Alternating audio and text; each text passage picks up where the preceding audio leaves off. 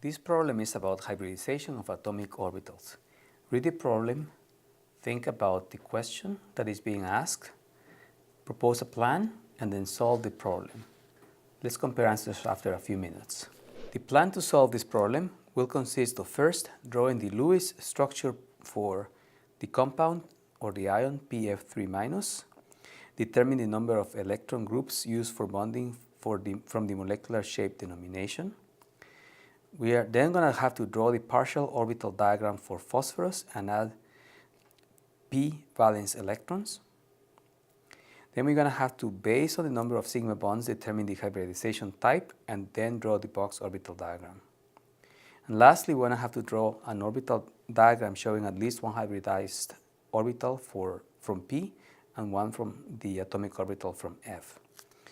So let's begin then by looking at the valence electrons of Pf6-. So the valence electrons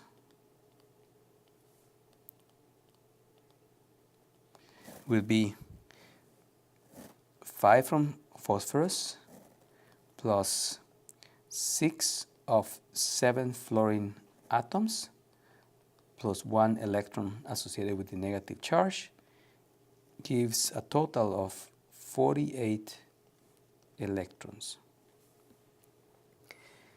Electrons used for sigma bonding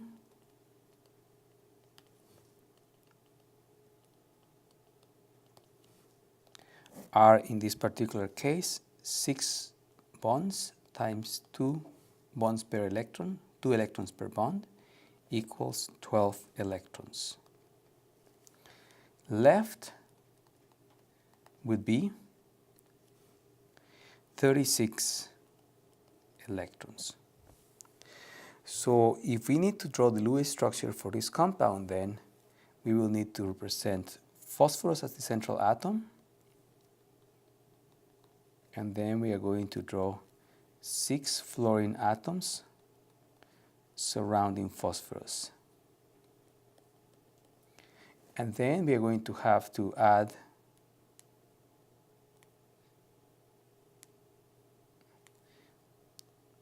the remaining electrons to complete the octet rule.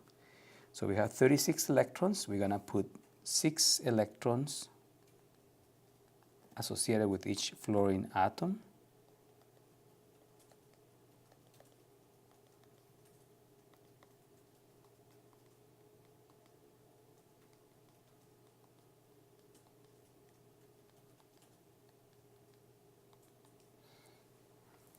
And since we have this as an ion, we're going to have to indicate this by putting the structure in brackets and then a negative sign. So that will be the first part, drawing the Lewis structure. The second part will be draw the partial orbital diagram for phosphorus and add the p valence electrons. So for this, what we're going to have to do is we're going to have to consider that phosphorus has 5 electrons. So we're going to basically have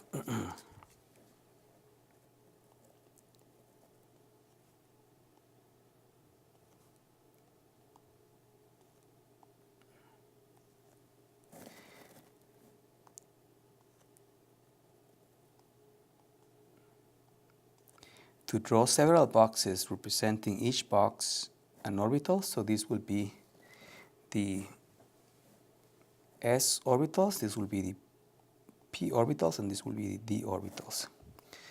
So, so in the case of phosphorus, then we're going to have to place the 5 valence electrons first in the S orbital, then 1 in each of the P orbitals, and the D orbitals will be empty. We also have to consider that we're going to have an additional electron added to this particular system. Upon hybridization, we are going to have an sp3d2 hybridization, which means that we're going to have 6 orbitals, hybridized orbitals. So 2, 4,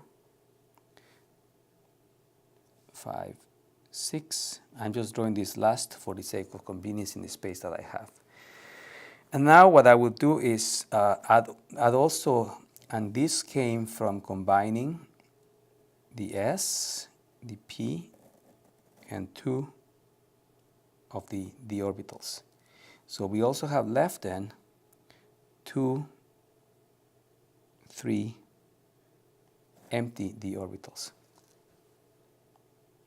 The number of electrons that we place here will be then 1, 2, 3, 4, 5, and the extra electron that we have, 6 electrons. So this is the partial orbital diagram for phosphorus and the unhybridized and hybridized electrons. So the next part will consist of drawing how the orbitals interact for phosphorus and fluorine to form a molecule or to form a bond. So we will basically have phosphorus in the middle, and my representation of the bonds in this case will be indicated by the lobe shape. And we need to have 6 of these hybridized orbitals. So each of these lobe shapes correspond then to the sp3 d2 orbitals of phosphorus. And then we're going to have to draw, as an example, one of the fluorine atoms. And for that fluorine atom, I'm going to draw a p orbital. More specifically, we can define this as the px orbital.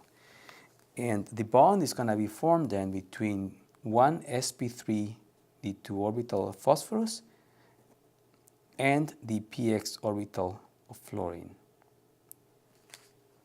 So this bond here is a sigma bond